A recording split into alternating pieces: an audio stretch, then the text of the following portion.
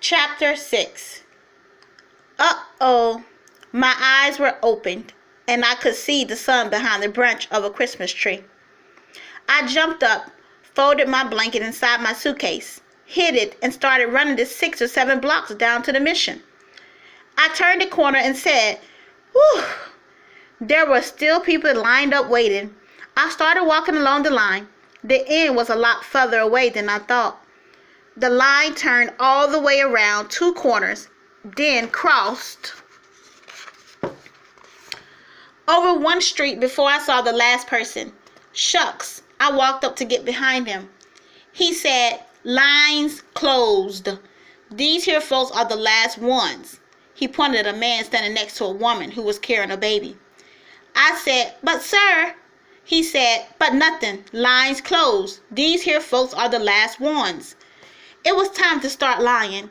If I didn't get any food now, I have to steal something out of someone's garbage, or I wouldn't be able to eat until the mission opened for supper. I said, "Sir, The man raised his hand and said, "Look, kid, everybody's got a story, and everybody knows the rules. The line closes at 7 o'clock. How is fair to these people who've been here since 5 o'clock that you can sleep until," he looked at his wristwatch, "until 7:15, then come busting down here expecting to eat? You think you got some kind of special privilege just 'cause you're skinny and raggedy? Look in the line. Here's lots of folks look just like you. You ain't the worst. Supper starts at 6 p.m., but you see how things is. If you plan on getting fed, you better be in line by 4. Now get out of here before I get rough with you." "Shucks, being hungry for a whole day is about bad as it can get," I said. But he reached in his pocket and pulled something out that looked like a heavy black strap and slapped it across his hand.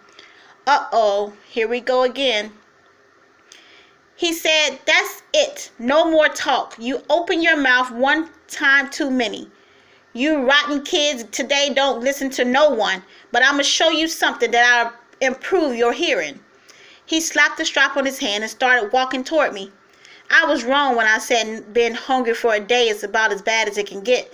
Being hungry plus having a bit knot on your head from a black leather strap would be even worse. I backed away, but only got 2 steps before I felt a giant warm hand wrap around my neck from behind. I looked up to see whose doggone hand was so doggone big and why they put it around my neck. A very tall, square-shaped man in old blue overalls looked down at me and said, "Clarence, what took you so long?" I got ready to say, "My name's not Clarence, and please don't choke me, sir.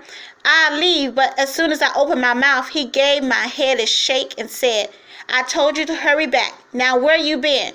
He gave me a shove and said, "Get back in line with your mama." I looked up and down the line to see who was supposed to be my mama when a woman pointed her finger at her feet and said, "Clarence, you get over here right now." There were 2 little kids hanging on to her skirt. I walked over to where she was, and she gave me a good hard smack on the head. Shucks, for someone who was just pretending to be my mama, she sure did slap me a good one. I said, "Ow!" The big square man who grabbed my neck looked at the man with the strap and said, "Boy had to go use the crapper. Told him not to waste time, but like you said, these kids today don't listen to nobody." The strap man looked at the size of the man who called me Clarence and walked back to the end of the line. When the overall man got back in line, I said, "Thank you, sir. I really tried to get," but he popped me in the back of the head hard and said, "Next time, don't be gone so long." The 2 little kids busted out laughing and said, "Na, na, nee, na, na. Clarence got a licking. Clarence got a licking." I told them, "Shut up and don't call me." Then both my pretend papa and my pretend mama smacked my head. She looked at the people direct behind us and said, "Mercy, when they get to be this age."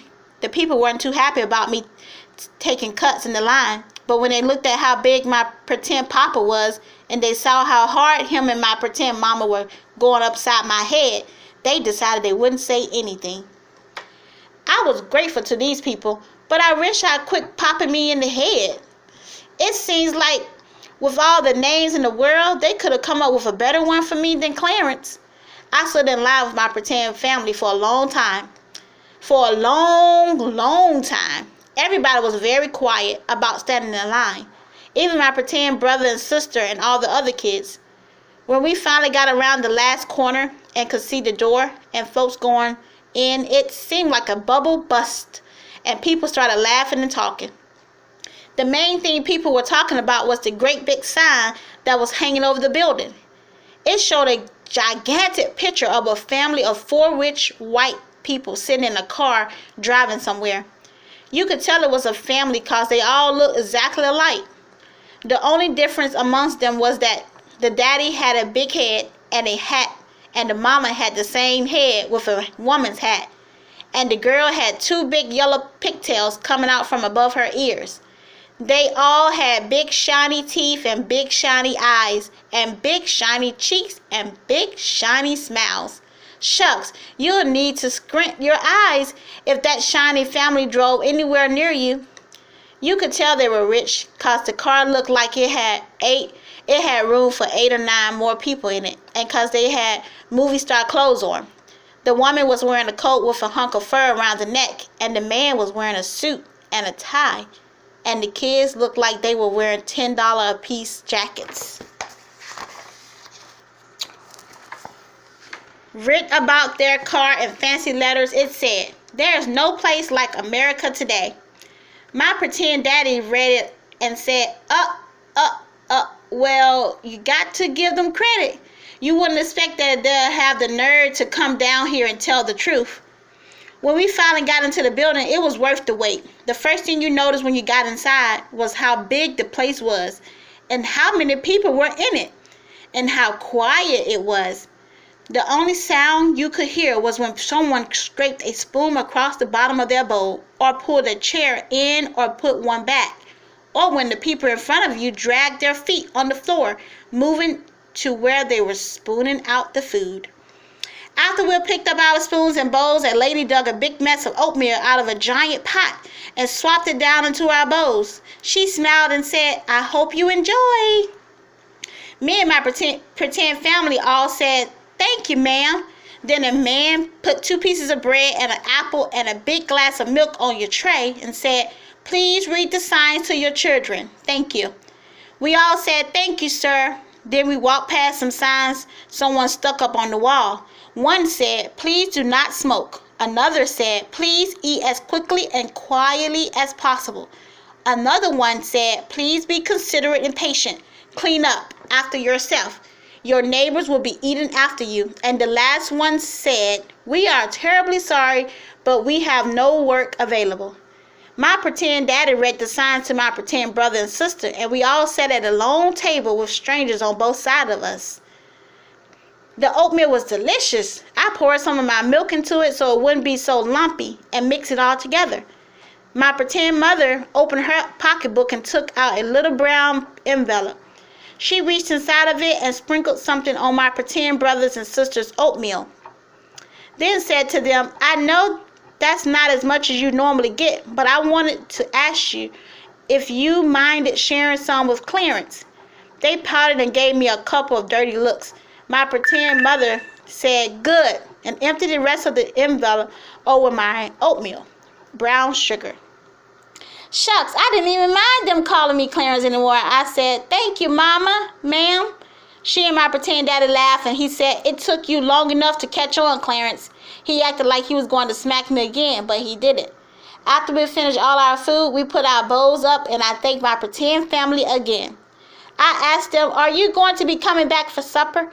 My pretend mama said, "No, dear, we only come here mornings, but you make sure you get here plenty early, you hear?" I said, "Yes, Mama. Ma'am." I watched them walking away. My pretend brother looked back at me and stuck out his tongue, then reached up and took my pretend mother's hand.